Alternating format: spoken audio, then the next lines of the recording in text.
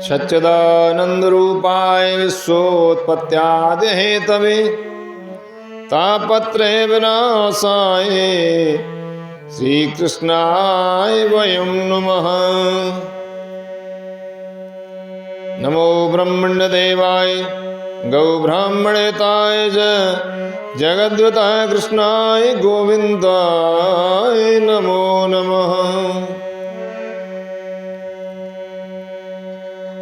गीता सार और भाग है 12वां।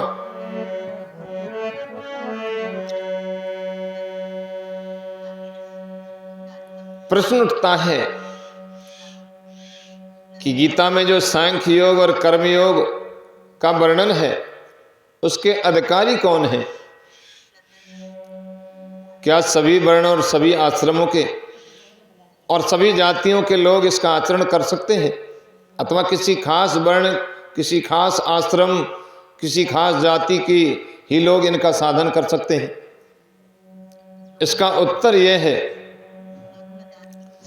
कि यद्यपि गीता में जिस पद्धति का निरूपण किया है वो सर्वथा भारतीय और ऋषि सेवित है, तथापि गीता की शिक्षा पर विचार करने पर यह कहा जा सकता है कि गीता में बताए हुए साधनों के अनुसार आचरण करने का अधिकार मनुष्य मात्र को है, कोई भी कर सकता है।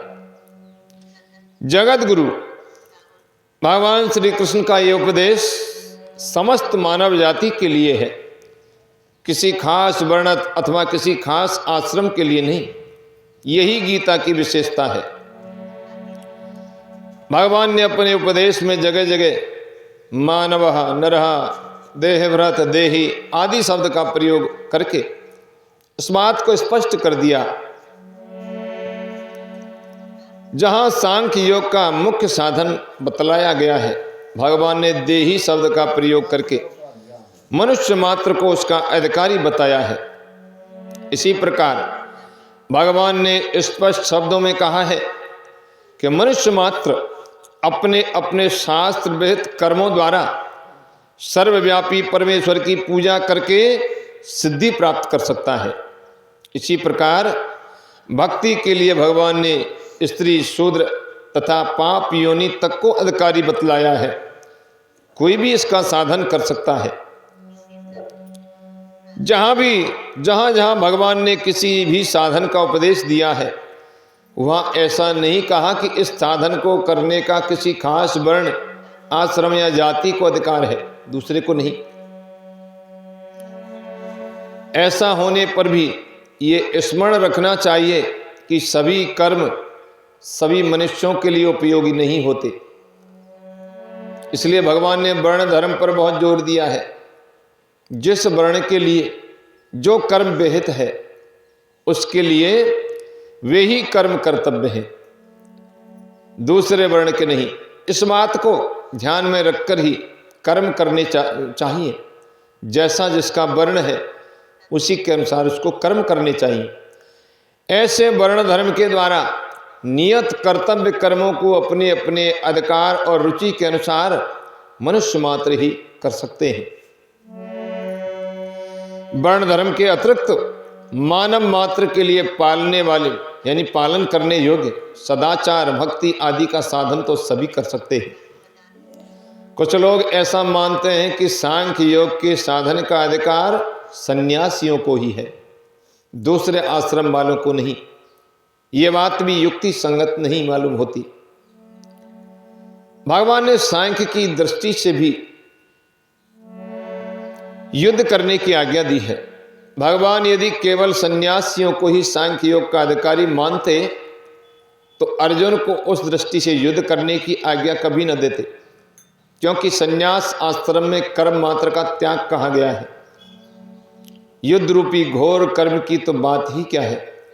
फिर अर्जुन तो सन्यासी नहीं थे। उन्हें भगवान ने ज्ञानियों के पास जाकर ज्ञान सीखने की बात कही है।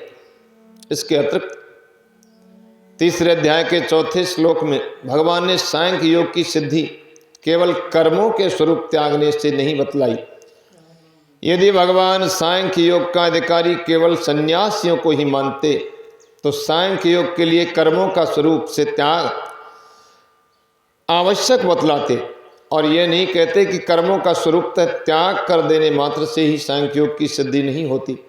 यही नहीं, जहां ज्ञान के साधन बतलाए गए हैं वहां एक साधन स्त्री पुत्र धन मकान आदि में आसक्ति एवं ममता का त्याग भी बतलाया गया है।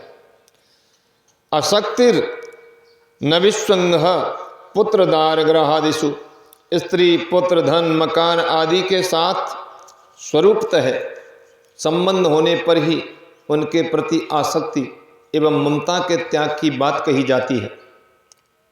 संन्यास आश्रम में इसका स्वरूप से ही त्याग है। ऐसी दशा में यदि सन्यासियों को ही ज्ञान योग के साधन का अधिकार होता तो उनके लिए इन सब के प्रति आसक्ति और ममता के त्याग का कथन आवश्यक था। तीसरी बात यह है कि 18वें अध्याय में जहां अर्जुन ने खास संन्यास और त्याग के संबंध में प्रश्न किया है वहां भगवान ने संन्यास के स्थान पर सांख्य योग का वर्णन किया है। संन्यास आश्रम का कहीं भी उल्लेख नहीं है। यदि भगवान को संन्यास शब्द से संन्यास आश्रम अभिप्रेत होता अथवा सांख्य योग का अधिकारी वे केवल सन्यासियों को ही मानते तो इस प्रसंग पर अवश्य उसका स्पष्ट शब्दों में उल्लेख करते। इन सब बातों से स्पष्ट प्रमाणित होता है कि सांख्य योग का अधिकार सन्यासी गृहस्थ सभी को समान रूप से है। हाँ, इतनी बात अवश्य है कि सांख्य योग का साधन करने के लिए संन्यास आश्रम में सुविधाएं अधिक हैं। इस दृष्टि से उस आश्रम को गृहस्थाश्रम की अपेक्षा सांख्य योग के साधन के लिए अवश्य ही अधिक उपयुक्त कह सकते हैं। कर्म योग के साधन में कर्म की प्रधानता है और स्ववर्णोचित विहित कर्म करने की विशेष रूप से आज्ञा है, बल्कि कर्मों का स्वरूप से त्याग इसमें बाधक बतलाया गया है।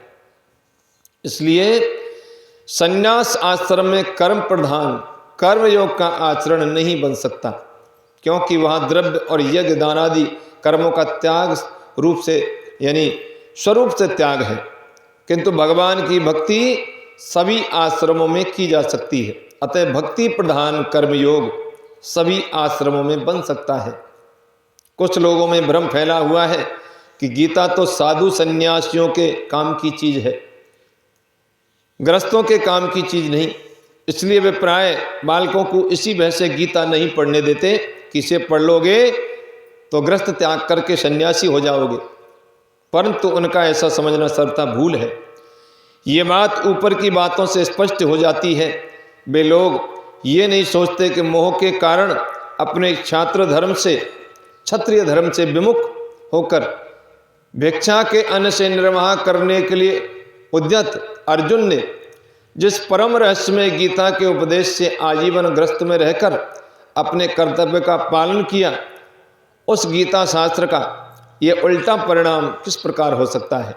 यही नहीं, गीता के उपदेष्टा स्वयं भगवान श्री कृष्ण जब तक इस धराधाम पर अवतार रूप में रहे तब तक बराबर कर्म ही करते रहे।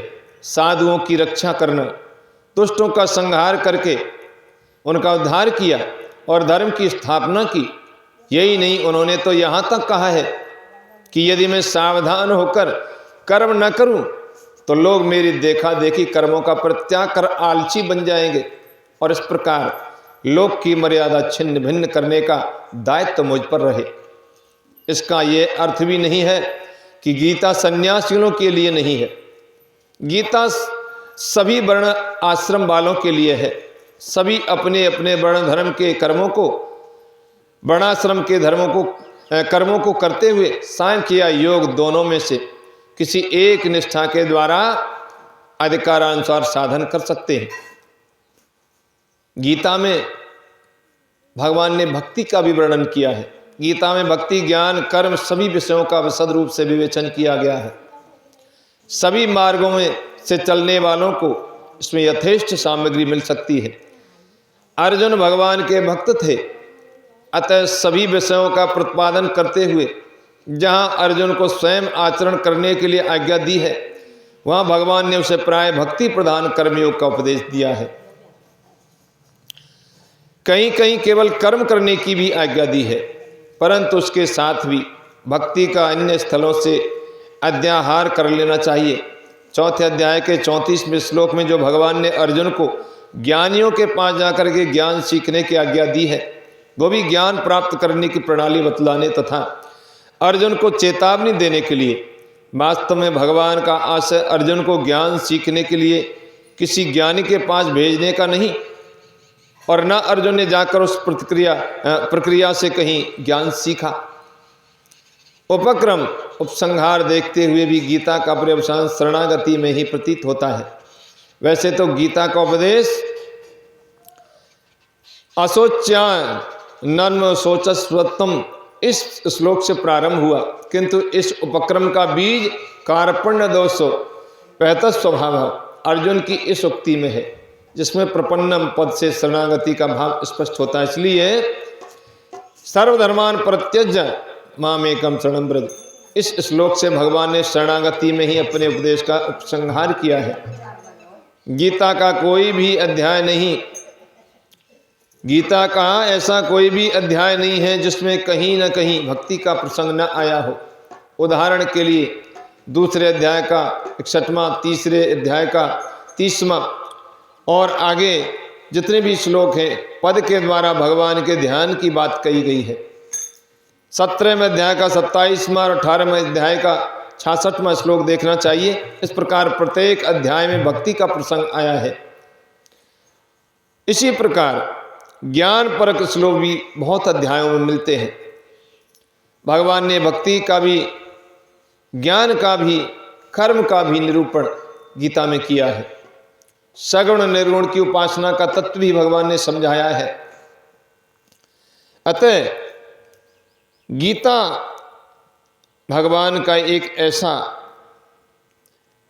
ग्रंथ है, ऐसा ग्रंथ का भगवान ने यानी अर्जुन के द्वारा सांसारिक लोगों को उपदेश दिया है, जिसको पढ़ करके हम कर्म क्या है, कर्म कैसे करना चाहिए, ज्ञान क्या है, भक्ति क्या है, ये सब कुछ हम गीता में पा सकते हैं।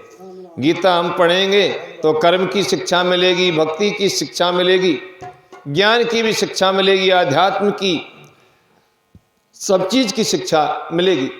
लेकिन गीता का रहस्य समझना बहुत बड़ी बात है, बहुत बड़े ज्ञान की बात है। गीता का रहस्य सस्ते में और यानी विशेष गहराई में जाने बिना, किसी विशेष गुरु के पास जाए बिना, पढ़े बिना हमें समझ में नहीं आ सकता है। तो गीता का प्रसंग यहीं तक। इससे अगला प्रसंग अगली एकादशी, अगले सत्संग में। बोले वृंदावन बिहारी लाल की जय।